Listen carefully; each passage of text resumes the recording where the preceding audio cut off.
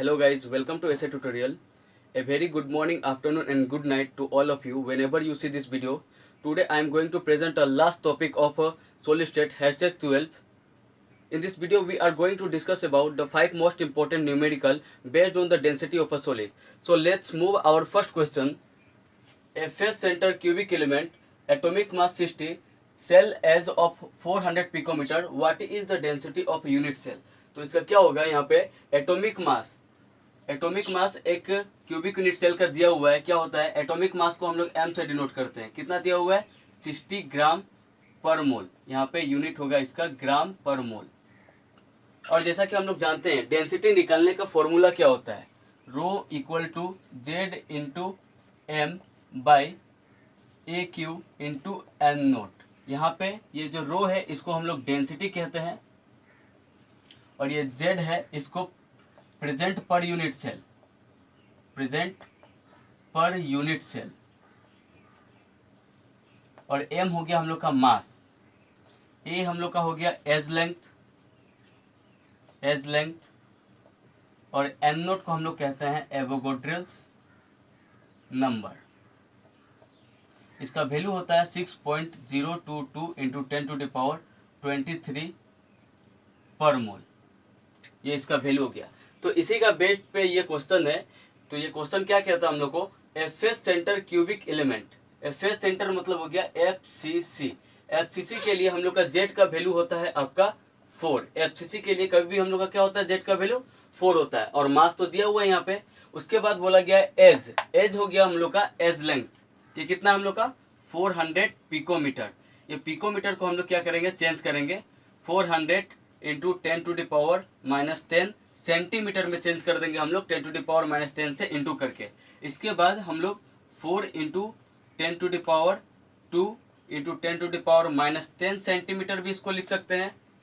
ये हम लोग का ए का वैल्यू हो गया. अब इस वैल्यू को हम लोग पुट करेंगे इसमें और हम लोग को डेंसिटी मिल जाएगा. और लास्ट में एन नोट का वैल्यू भी आप पुट कर दिए उसमें 6.022 इंटू 10⁻23 पर मोल और यहाँ पे हो जाएगा मास का ग्राम पर मोल. ये हो गया. तो अब वैल्यू को हम लोग पुट करते हैं.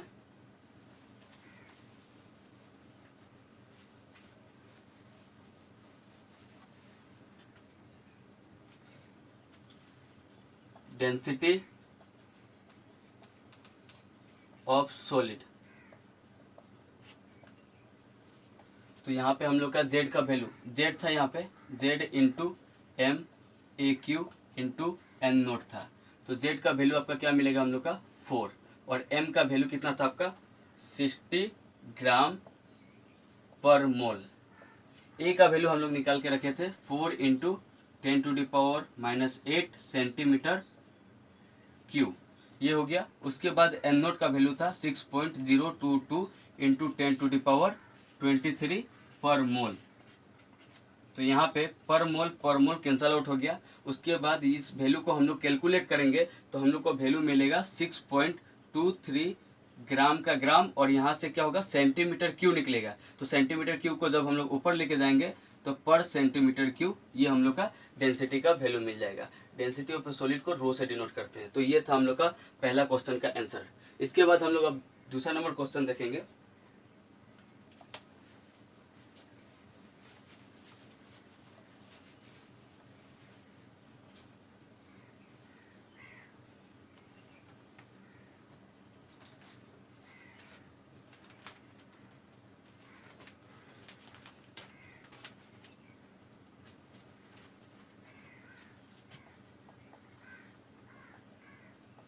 Question number 2. Sodium has a BCC structure with nearest neighbor distance कितना दिया हुआ है 365.9 picometer. Calculate its density. Atomic mass of sodium is equal to 23। तो यहाँ पे कहा गया है कि sodium has a BCC structure with nearest neighbour distance, यहाँ पे डिस्टेंस इतना दे दिया, कैलकुलेट इट्स डेंसिटी, फिर इसका क्या निकालना है, डेंसिटी निकालना है, जहाँ पे एटॉमिक मास कितना दिया हुआ है 23। तो क्या होगा, यहाँ पे डिस्टेंस दिया हुआ है, तो डिस्टेंस और आपका एज लेंथ के बीच में एक रिलेशन था जो हम लोग पहले कर चुके हैं, d इक्वल टू √3/2a। तो यहाँ से हम लोग एज लेंथ निकालेंगे, तो एज लेंथ हो जाएगा आपका 2/√3 इंटू डी, ये हो गया 2/√3 इंटू डी का वैल्यू आपका हो गया 365.9 पिकोमीटर, ये हो गया। तो जब इसको हम लोग कैलकुलेट करेंगे, √3 का वैल्यू पुट करेंगे हम लोग इस जगह पे, 2/1.732 इंटू 365.9 पिकोमीटर। जब इसको हम लोग कैलकुलेट करेंगे तो कितना मिलेगा हम लोग का 422.5 पिकोमीटर, ये हम लोग का एज लेंथ मिल गया। इसके बाद हम लोग जानते हैं यहाँ पे मास का वैल्यू भी दिया हुआ है, सोडियम का जितना मास 23 होता है, उसके बाद में हम लोग का डेंसिटी निकालना है, और हम लोग एन नोट का वैल्यू जानते हैं एवोगाड्रोस नंबर का, तो यहाँ से हम लोग का वैल्यू निकल जाएगा। और यहाँ पे बीसीसी स्ट्रक्चर बोला है, तो बीसीसी स्ट्रक्चर में जेड का वैल्यू आपका 2 होता है, ये आपको रिमेंबर करके रखना है हमेशा के लिए। तो अब वैल्यू को पुट करते हैं हम लोग फॉर्मूला में,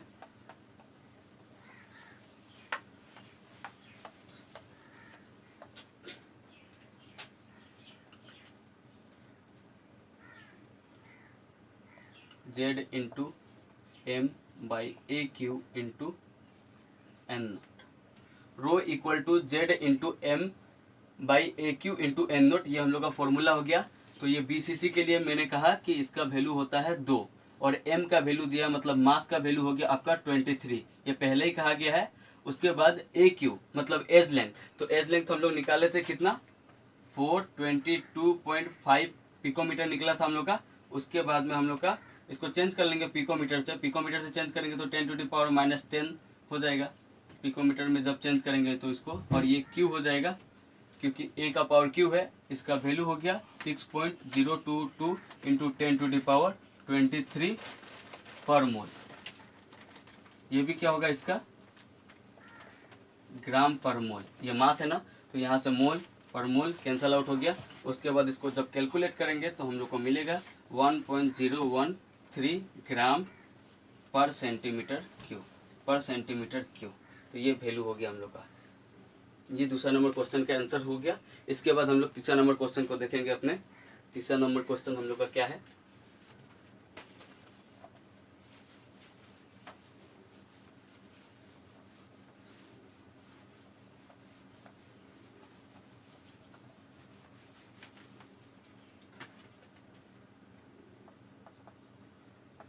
तीसरा नंबर क्वेश्चन हो गया, एक्स-रे डिफ्रैक्शन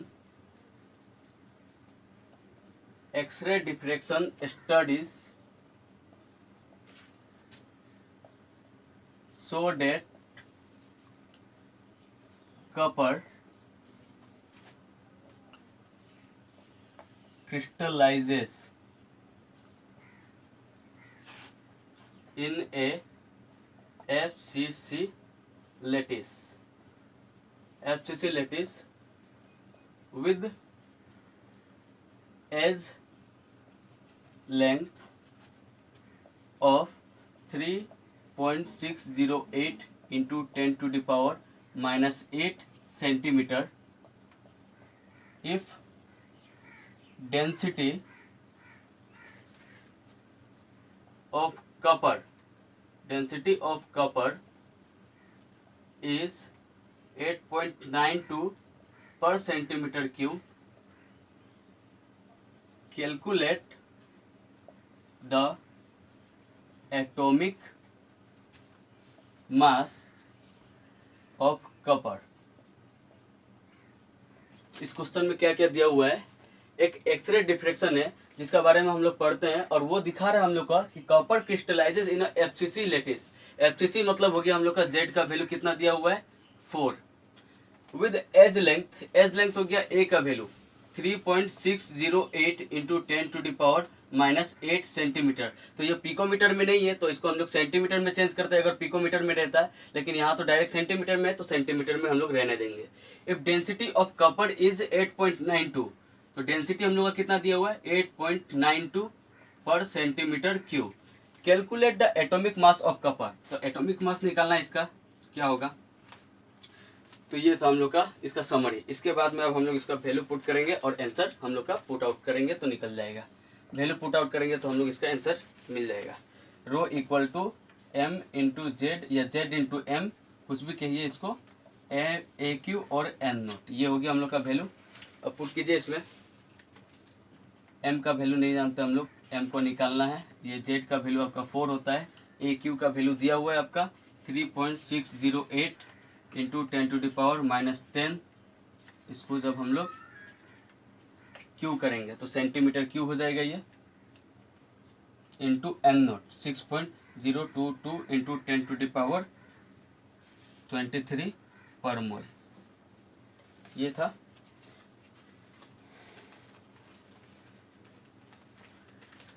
और हम लोग का डेंसिटी का वैल्यू कितना दिया हुआ है 8.92 पर सेंटीमीटर क्यूब, ये वैल्यू दिया हुआ है। तो पूरा को कैलकुलेट अगर हम लोग करें, जब कैलकुलेट करेंगे यहाँ से हम लोग मास को निकालेंगे तो क्या वैल्यू हो जाएगा, यहाँ पे मास निकालेंगे हम लोग तो इसको हम लोग, ये हो गया यहाँ तक हम लोग मिटा के उसके बाद करते हैं इसको।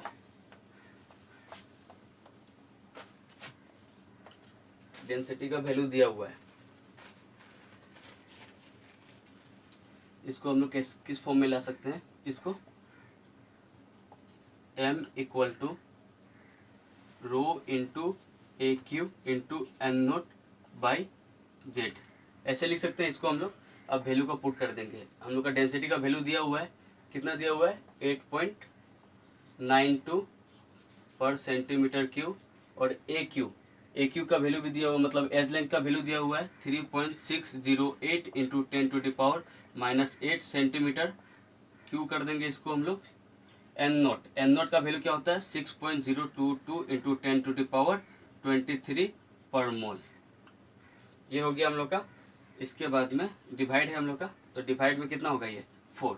जब इसको कैलकुलेट करेंगे तो हम लोग का वैल्यू मिलेगा 6.63.1 ग्राम पर मोल। गाइज ये क्वेश्चन 2014 में आ चुका है आपका सेवा बोर्ड में, सेवा बोर्ड के लिए, ठीक है। तो ये था इसका आंसर। अब हम लोग अपना चौथा नंबर क्वेश्चन के बारे में पढ़ेंगे कि चौथा नंबर क्वेश्चन किस टाइप का है हम लोग का। सब क्वेश्चन थोड़ा थोड़ा डिफरेंट है, किसी में मास निकालना है, किसी में डेंसिटी निकालना है आपको, और कोई एफसीसी है, एफसीसी स्ट्रक्चर में दिया हुआ है, कोई बीसीसी स्ट्रक्चर में दिया हुआ है। इस टाइप से हम लोग निकालेंगे।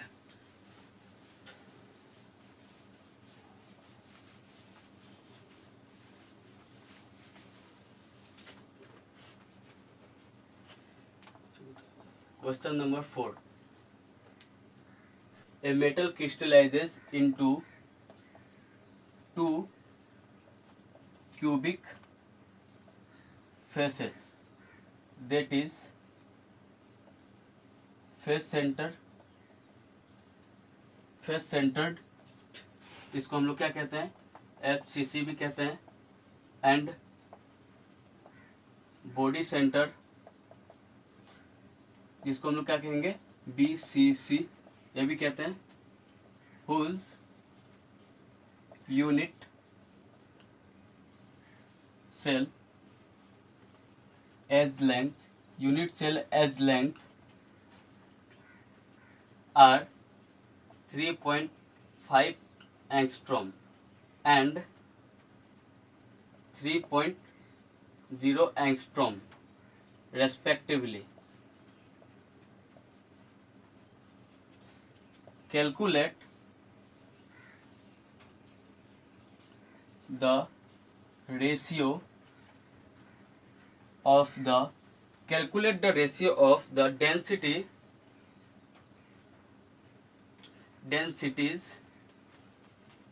of FCC and BCC।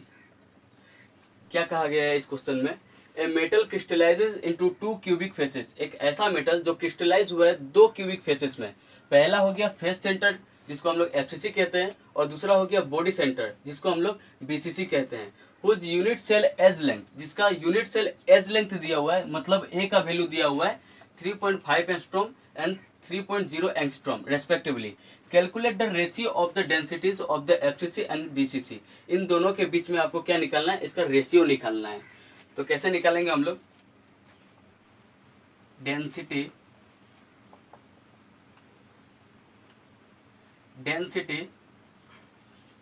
Of FCC unit cell. Density of FCC unit cell कैसे लिखेंगे हम लोग, Z into M A cube into N naught, ये होगा। इसमें हम लोग का एफसीसी कहा गया, तो एफसीसी में जेड का वैल्यू कितना दिया हम लोग का, जेड का वैल्यू 4 होगा, और एम का वैल्यू तो दिया नहीं है।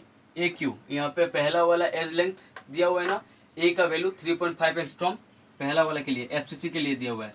3.5 एंगस्ट्रॉम का हम लोग क्या करेंगे, क्यू कर देंगे, और एन नोट का वैल्यू आपका पुट कर सकते हैं, लेकिन यहाँ पे हम लोग पुट नहीं करेंगे क्योंकि ये कैंसल आउट हो जाएगा जब इसका हम लोग रेशियो करेंगे। उसके बाद हो गया दूसरा वाला था हम लोग का, अगेन डेंसिटी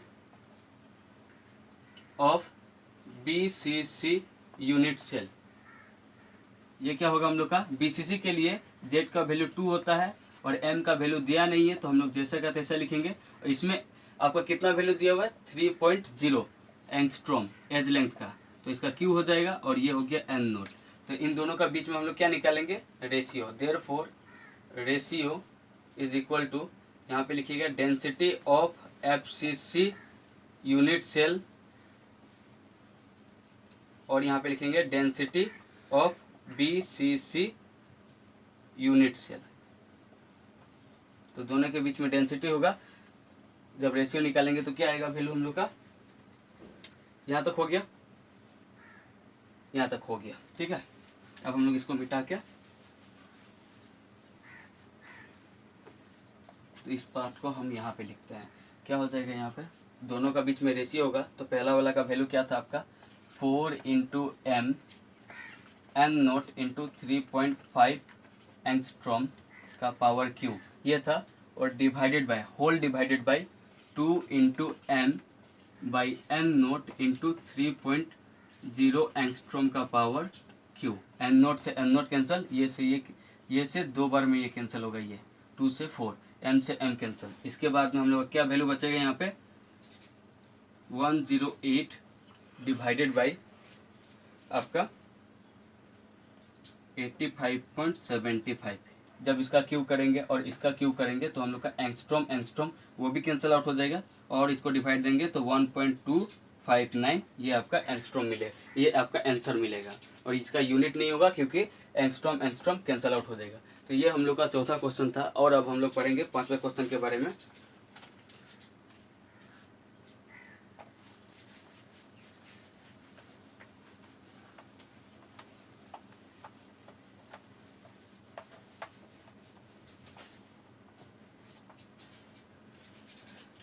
Question number 5.